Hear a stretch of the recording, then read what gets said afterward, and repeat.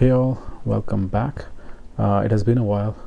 I haven't been playing much guitar lately. I guess I haven't been motivated enough, and life has been pretty busy.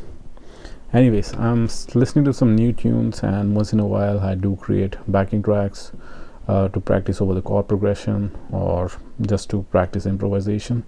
So I thought I'll do a quick video on creating backing tracks, essentially demonstrating my approach of creating backing tracks and how you could create one to practice or to improvise.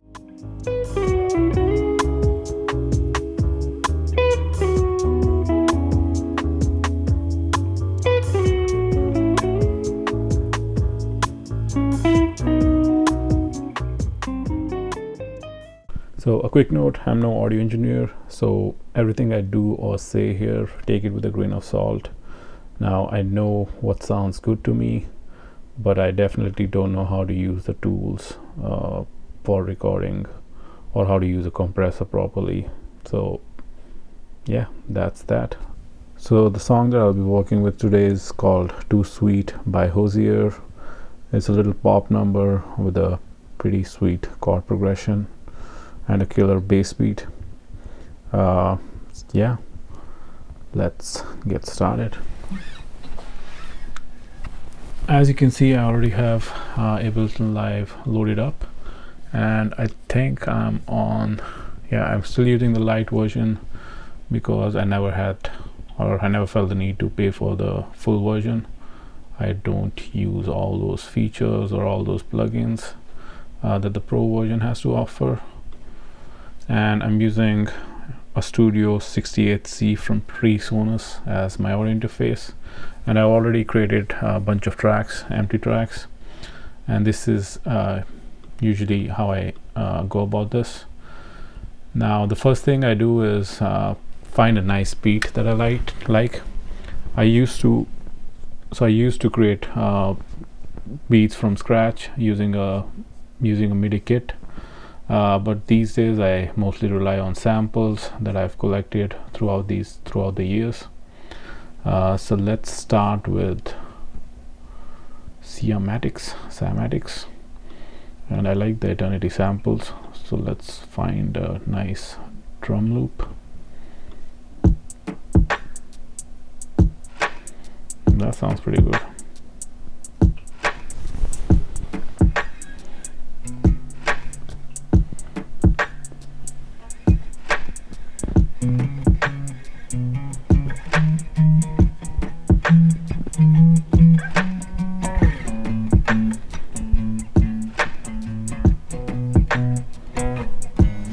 Yeah, it's pretty sweet, but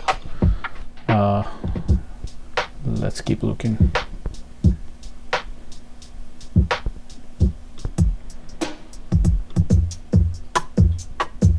Oh yeah, I like this one.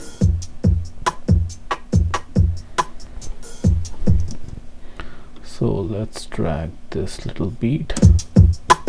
Oh, let's reduce the tempo to, let's start with 65.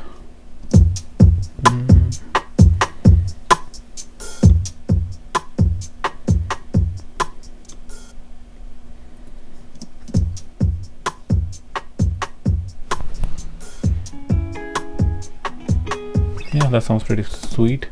Now let's attempt to start after the 4 bars, because that gives me enough space to practice or to hit record or start recording. So let's make a bunch of loops from this beat.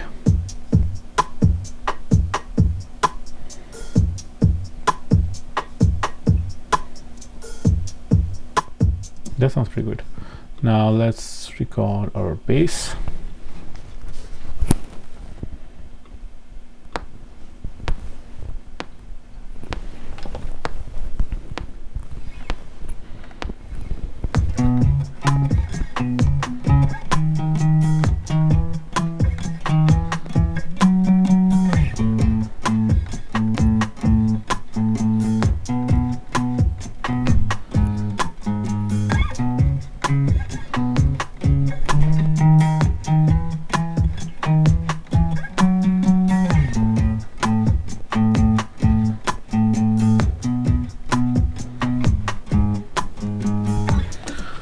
think I'm gonna check the last 4 bars because I screwed up there. So let's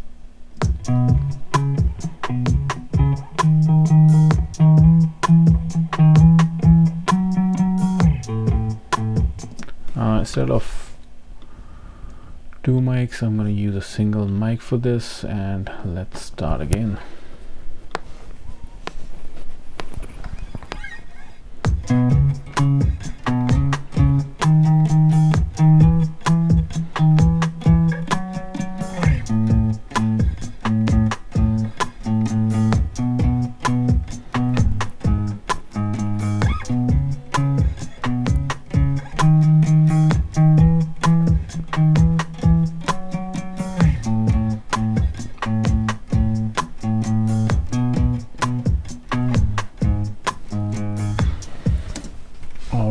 That, I hope that was good.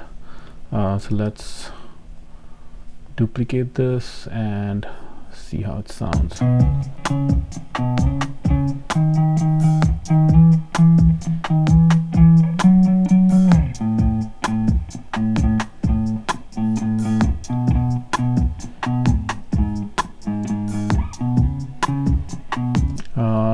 Now the other thing I'll do is just add a compressor, because that kind of tightens things up. So I'll just do a generic compressor and see how it sounds.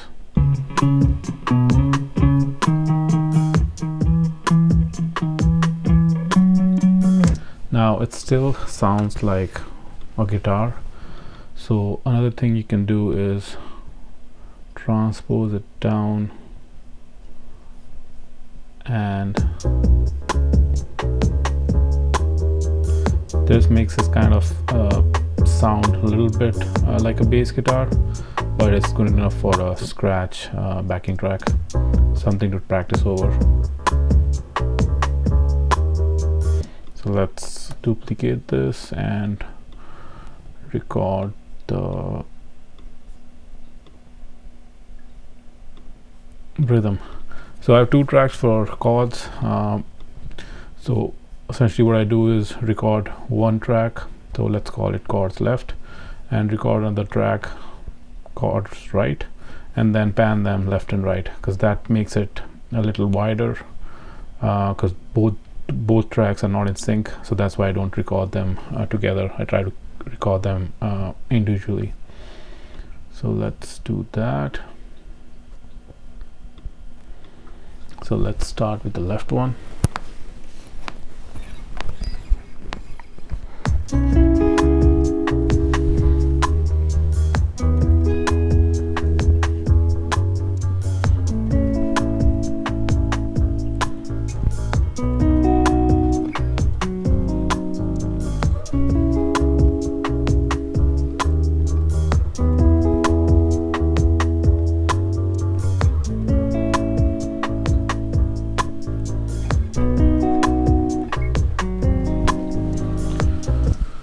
And now I'm going to do the same thing with the other track.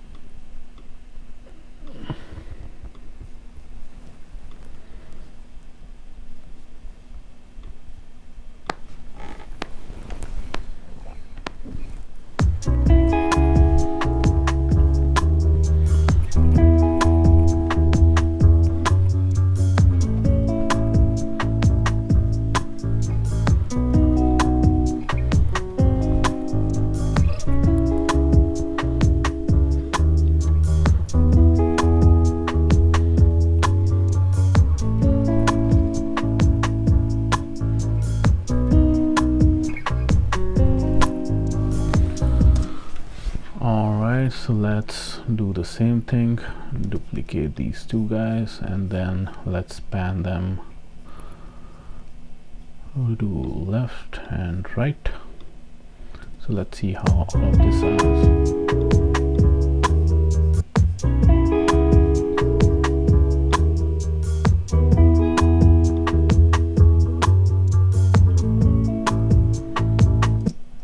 I don't think my guitar is in tune.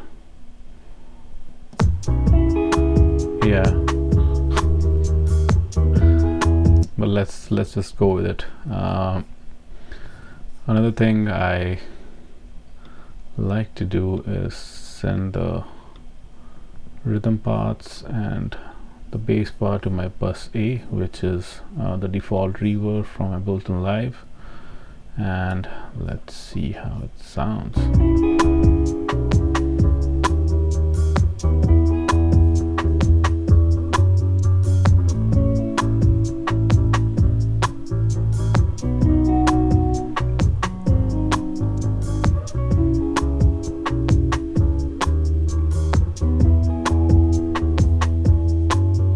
So I'm just trying to add a little delay to the beats to see how it affects everything.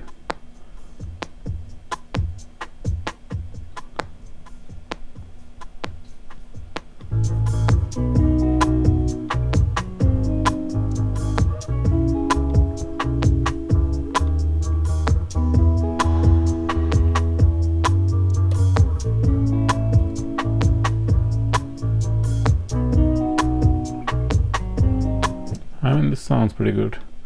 Let's not do any ambience or any keys. And another thing I like to do is use one of my Softube plugins called Drummer 73 and use it on the master track.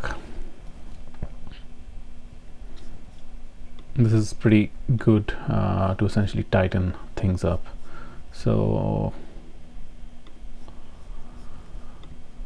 and I like this wide mix preset. Let's see.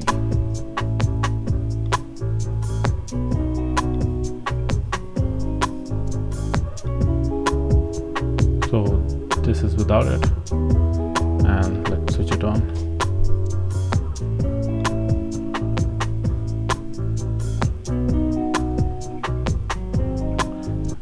So it's not great, but I guess it's not bad. It's good enough to practice or to improvise. So this is like a quick and dirty way to make a backing track. So yeah, I hope this kind of helped. Let me know if you have any questions or if you want to know more about my process. I'll be happy to make more videos about this. Yeah, thank you. Cheers.